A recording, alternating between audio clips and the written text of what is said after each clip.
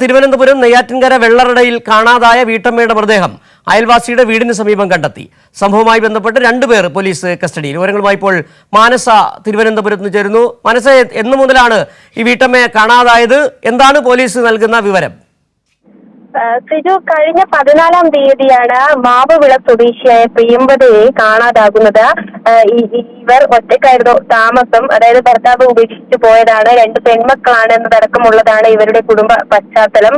ഈ അമ്മയെ കാണാനില്ലെന്ന് പറഞ്ഞ് മക്കൾ വെള്ളോട പോലീസിൽ പരാതി നൽകിയിരുന്നു. തുടർന്ന് പോലീസ് അന്വേഷിച്ചു വരികയായിരുന്നു. പക്ഷേ ഇതിൽ ദുരൂഹതയുണ്ടെന്നും ഈ സംഭവത്തിൽ ദുരൂഹതയുണ്ടെന്ന് കാണിച്ച ഈ യുവതിയുടെ ഈ സ്ത്രീയുടെ പരിസരത്ത് താമസിക്കുന്ന മറ്റൊരു അയൽവാസി പോലീസിൽ ഇത്തരത്തിൽ പരാതി നൽകിയിരുന്നു. ഇവരുടെ വീടിന് സമീപത്ത് ഈ കസ്റ്റഡിയിലായ രണ്ടുപേർ ഇവരുടെ വീടിന് സമീപമുള്ളവർ തന്നെയാണോ?